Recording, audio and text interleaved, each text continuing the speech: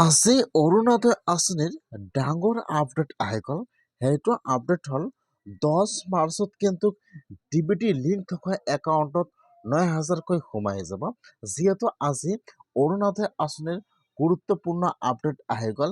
এইবাৰ কিন্তু প্ৰায় 39,74,000 মহিলাৰ একাউণ্টত 10 মাৰ্চত অৰুণোদয় আঁচনি পইচা 9,000 টকাকৈ সোমাই যাব।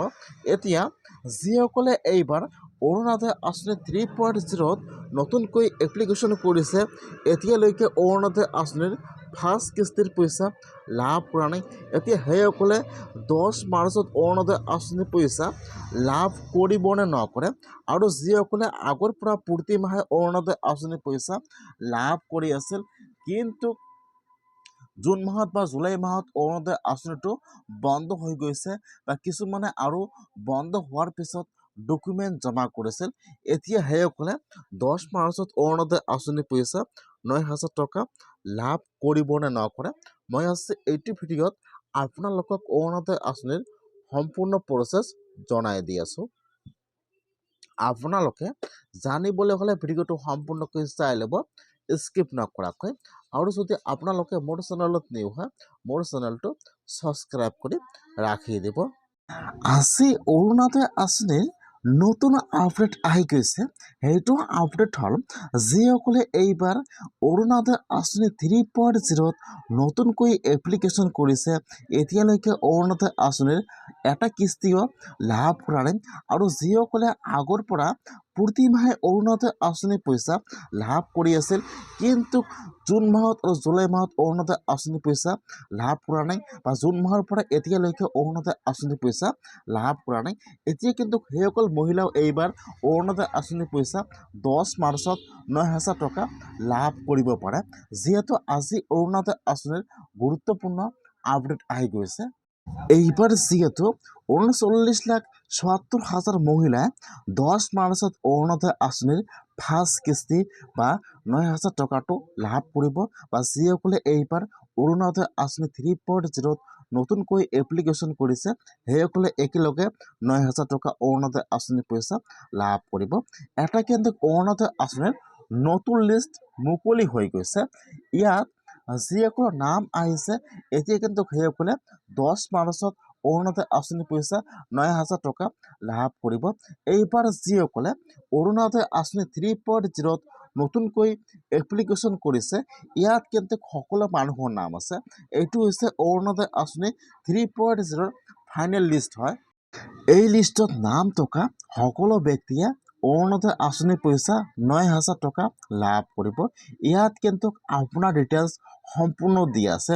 ইয়াত যিসকলে অৰুণোদয় আঁচনি 3.0ত এপ্লিকেশ্যন কৰিছিল এই লিষ্টত সকলো মানুহৰ নাম আছে।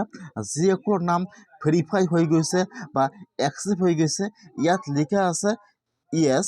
যিসকলৰ ইয়েছ হৈছে এতিয়া কিন্তু সেইসকলে অৰুণোদয় আঁচনি 3.0ৰ বা নামটো এপ্ৰুভ হৈ গৈছে বা অৰুণোদয় আঁচনিৰ পইচা 10 মাৰ্চত 9,000 টকা লাভ কৰিব।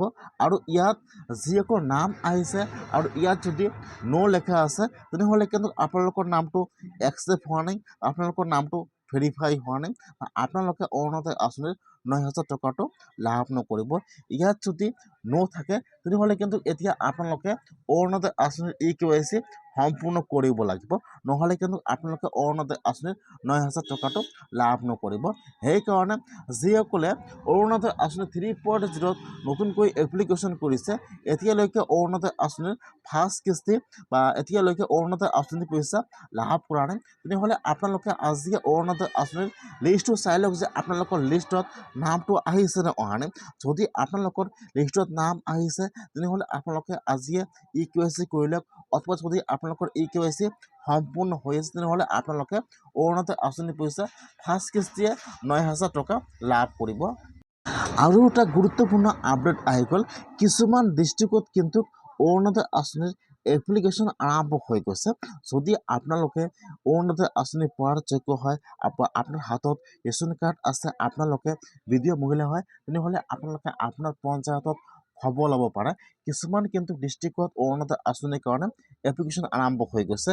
যদি আপোনালোকে বিধৱা মহিলা হয়, হেণ্ডিকেপ মানুহ হয়, তেনেহ'লে কিন্তু আপোনালোকে এইবাৰ অৰুণোদয় আঁচনি পইচা লাভ কৰিব।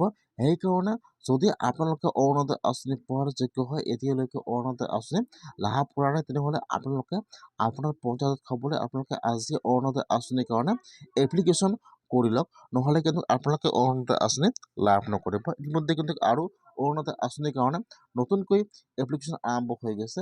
আপোনালোকে যদি এতিয়া অৰুণোদয় আঁচনি পোৱা নাই, আপোনালোকে আজি অৰুণোদয় আঁচনিৰ কাৰণে আবেদন কৰিব পাৰে।